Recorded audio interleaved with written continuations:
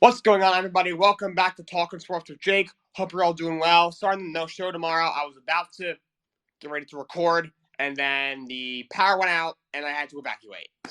And the time it opened up, it was late at night. So, sorry about that, but my school got it fixed, and it is all good. Starting with MLB Free Agency, not too many moves. You had a couple of trades. You had the Twins acquire Michael Taylor from the Royals. He's a center fielder for a couple of prospects. He won a ring with the Nationals a couple of years ago. He's always been like a okay player. Was pretty good last year.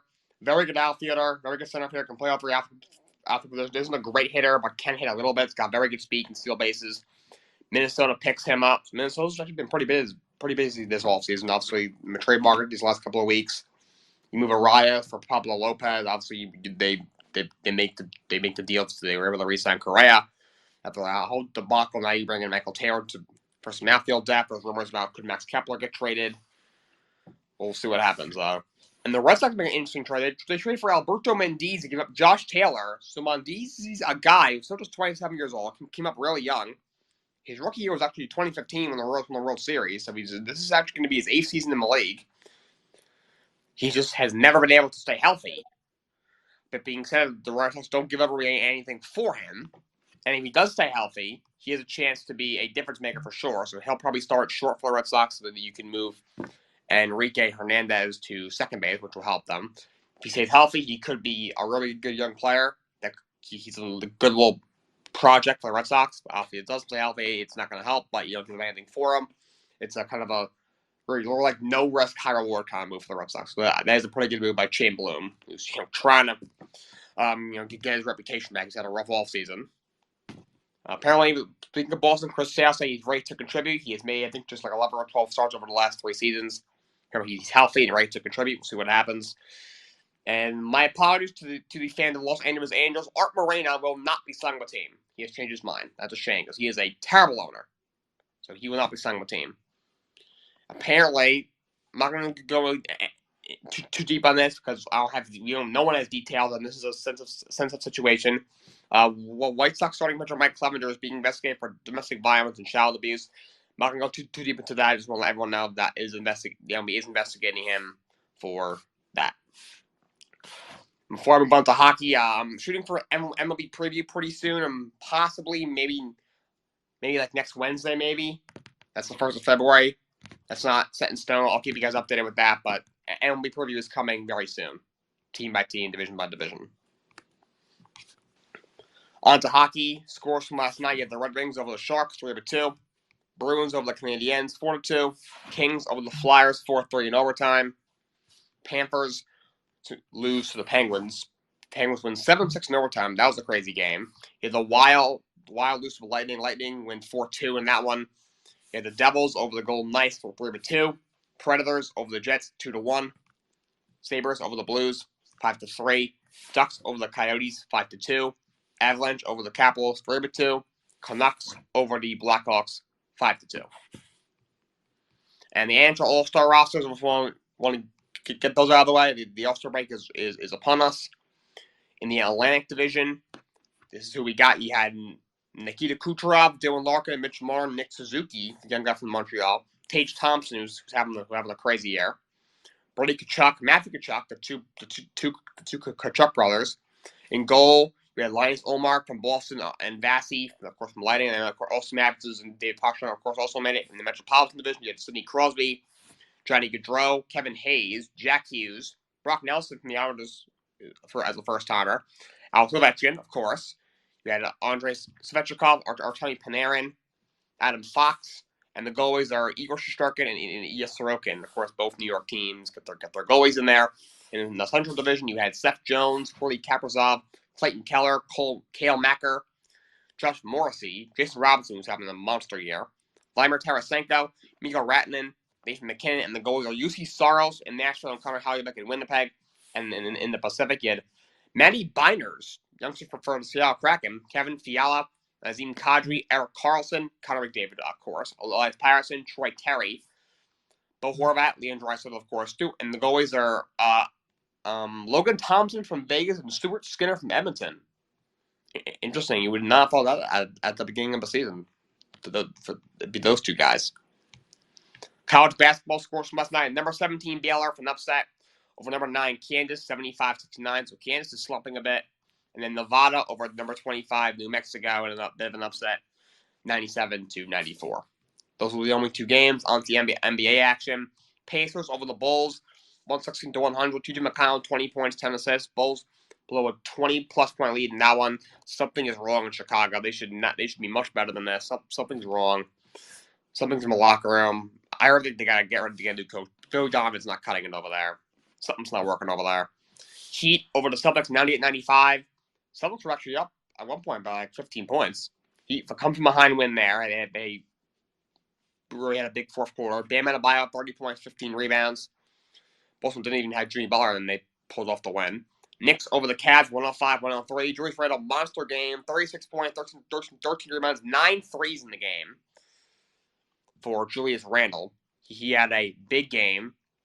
Isaiah Harrison of a big block on Donovan Mitchell in the final seconds. But by the way, for everyone who thought the Knicks should bring Donovan Mitchell, I mean, he closed for the Knicks last night. I'm just saying. He did a great job closing for the Knicks last night when he got blocked by Isaiah Harrison. I just want to put that out there. Knicks were 2-1 against the Cavs, by the way. And not that far behind him in the standings either. Nuggets over the Pelicans, 99-98.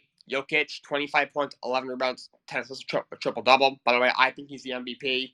Voter fatigue might cost him a third for MVP, but he really shouldn't. I think he's the MVP right now. Luka's been amazing. Tatum's up there. Even Giannis. Maybe even Embiid. But Jokic, I think, is the MVP right now.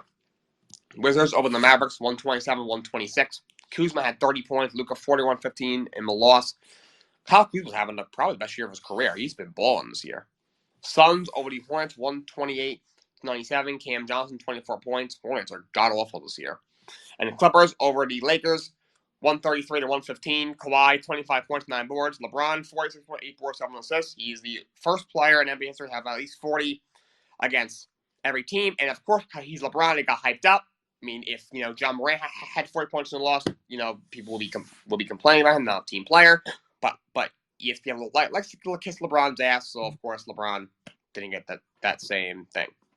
Is what it is, I guess. We had a lot of NFL coaching updates, a lot of injuries going around, a couple of head coach openings, a lot of coordinator openings around the league. By the way, Patrick Mahomes is going to practice today, so he'll be fine. He'll be playing something, no doubt. Patriots hire Bill O'Brien as their offensive coordinator. O'Brien, he was offensive coordinator at one point, then from 2007 to 2011 in New England. He was head coach of Houston for 7 seasons. Was okay. He won 4 division titles in 7 years, but of course he was also a GM. He did a god-awful job there as a GM. And then he went to Alabama, was offensive coordinator for a couple of years, and now he's back in New England. Of course, for in the pandemic year, Mac Jones was in his offense, so those two reunite, and of course, Bill O'Brien reunites with Bill Belichick. We have the Arizona Cardinals are interviewing the Cowboys defensive coordinator Dan Quinn for their head coach opening. Dan Quinn joins Steelers linebackers coach and former Dolphins head coach Brian Flores, which I don't understand. He does not work well for young quarterback. That would not work. He would not work out with Kyler Murray. Of course, they are interviewing Sean Payton. 49ers D coordinator DeMeco Ryans. Their Cardinals D coordinator the last 2 years, Vance Joseph, but I don't know why. Former Colts head coach Frank Reich, Broncos D coordinator Ejiro Rivera, and Lions D coordinator Aaron Glenn.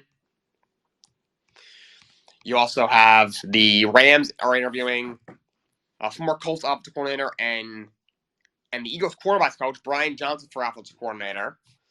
The favorite right now appears to be Mike LaFleur, the former offensive coordinator of the Jets. Of course, he was an assistant on the Niners under Kyle Shanahan, and McVay and Shanahan are good friends. So there's the connection there. Rams also interviewed Broncos coordinator Justin Newton for their offensive coordinator opening. Other interviews going around the league. You had the Jets interview, the Broncos quarterback coach Clint Kubiak for offensive coordinator. I hope it's just Ohio. I don't think he's a good coach. He only has the job because his last name is Kubiak. Other guys that just interviewed, like I've said before, I think Kevin Patullo is probably the best candidate. Darryl Bevel, the Dolphins passing corner, I think would have been a decent choice, but he turned down an interview. Marcus Bray isn't anything special. Patriots tight ends coach Nick Cali, I heard is a name that's rising in the coaching ranks, but I don't trust these ex-New England coaches. They're interviewing Hackett, I don't understand. He was not that good of an O coordinator in Jacksonville. Obviously, an awful head coach in Denver. And yes, he had success in Green Bay as no corner. He also with Aaron Rodgers. I hope you do well.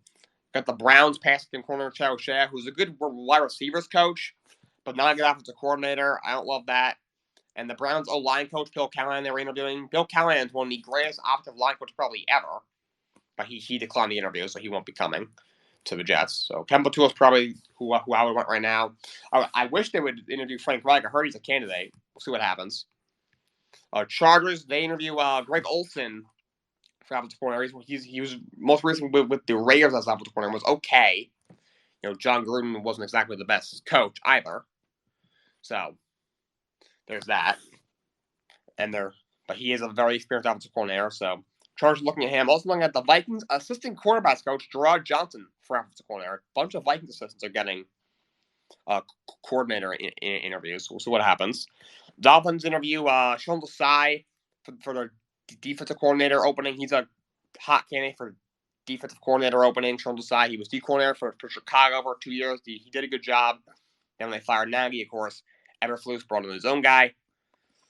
And he's currently an assistant head coach with Seattle. I think he coaches the DBs over there. Did a pretty good job. So he's Miami's radar. Miami's also interviewing their linebackers coach, Anthony Campanelli, for D coordinator. He's made a good impact over there last 3 years. And the Vikings are also interviewing Sean Desai for their D coordinator opening. Also interviewing Brian Flores for their D coordinator opening. He would make a great D coordinator. Not surprised he's been on a lot of teams' radar for D coordinator and head coach. And for the Ravens offensive coordinator search, they are looking at Rams quarterbacks coach Zach Robinson, the Brown receiver coach Chow Shea, just like the Jets are, the Seahawks quarterbacks coach Dave Canales, who probably, a muff nerve, but probably deserves at least some credit. I mean, Geno Smith was horrible for like a decade. I mean, Latin this year was a Pro Bowler. The former Broncos corner Justin Newton, which I don't understand why everyone wants this guy. He was tight ends coach in Green Bay for not that long. He was okay, I guess. And, yes, most of the blame is on Hackett and Russell Wilson and probably that front office in Denver, but he deserves some of the blame. He was the offensive coordinator for the worst offense in the league last year. I don't know why everyone wants him all of a sudden. The Vikings tight ends coach, Brian Angelico, and the Ravens are interviewing their quarterback coach, James Urban, who's actually one of the better quarterback coaches in the league. He's worked for a lot of good quarterbacks. A couple of years ago, I think when the Jets were looking for a new offensive coordinator, they wanted to interview him, but Urban turned it down. So will probably have to coordinator probably very soon. That's all I got for you guys today. Thank you for everyone who tuned in. Until next time, so long. Have a great day.